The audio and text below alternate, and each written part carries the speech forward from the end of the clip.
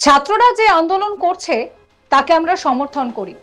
আমাদের মেয়ের জন্য তারা রাস্তায় বেরিয়েছে, জীবনের ঝুঁকি নিয়ে বেরিয়েছেন, তার জন্য আমরা খুব গর্ববোধ করছি। তারা আরো এগিয়ে চলুক, আন্দোলন জোরালো হোক।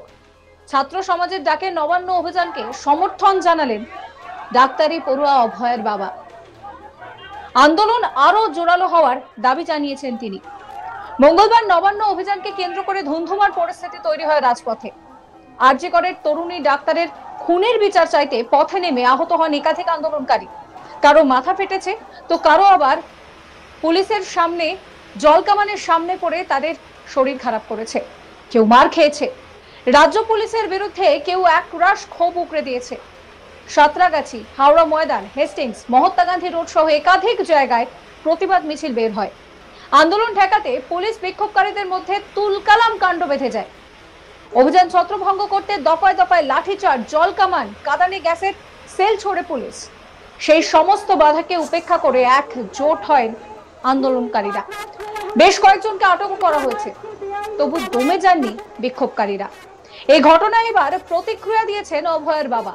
তিনি বলছেন যে ছাত্ররা যে আন্দোলন করেছে তাকে আমরা সমর্থন করি। তারা কোনো পতাকার নিচে আসেনি, আমাদের মেয়ের জন্যই তারা বেরিয়েছে, জীবনের ঝুঁকি নিয়ে বেরিয়েছে। তার জন্য আমরা খুব গর্ববোধ করছি।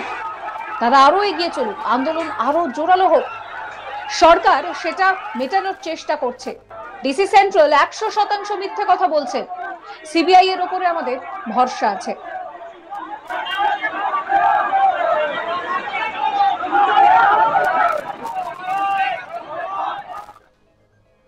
কি বলছেন অভয়ের বাবা, শোনাবো আপনাদের।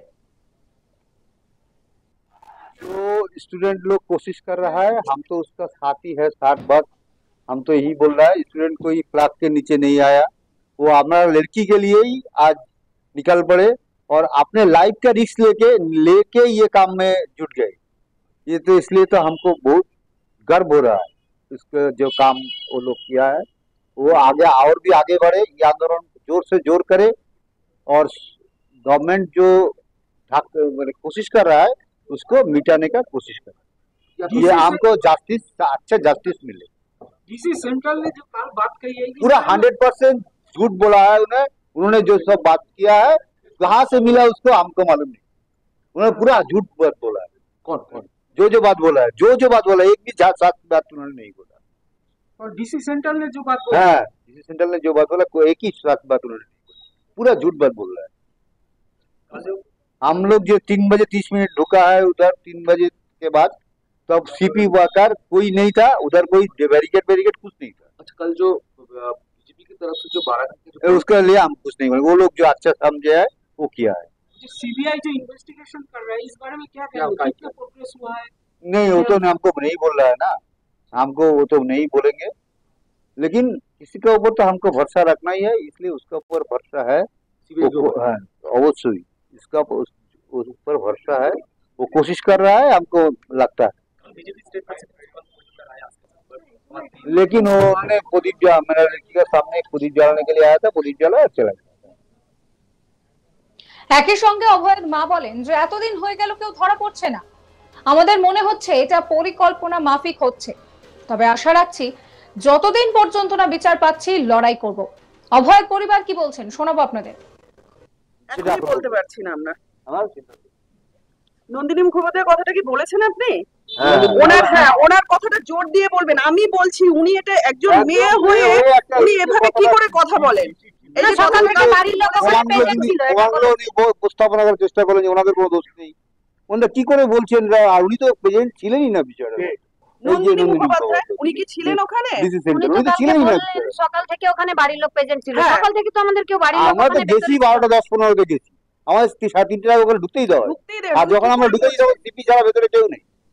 আমাদের মনে হচ্ছে পুরো ওখানে কেসটা গঠনই হয়নি, পুরো সবকিছু সিরিয়ালের মতো সাজিয়ে গুছিয়ে আমাদের দেখানো হয়েছে।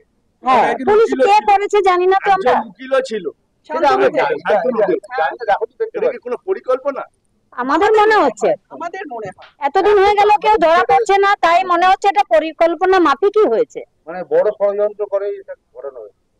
তাহলে আশাটা কি কোনোভাবে নষ্ট হচ্ছে মনে হচ্ছে? না আমরা এতগুলো এখনো লোক আশা রাখছি, না। আমরা বিচার এবং আশা রাখবো যতদিন না আমি বিচার পাই ততদিন লড়বো। লড়বো আমরা একদম একদম। না, ওটা একটু জোরাজুরি হয়েছিল আমাদের তখন সময় তো জোড়া মাথা ওখানে আজি করে সামনেই হয়েছিল।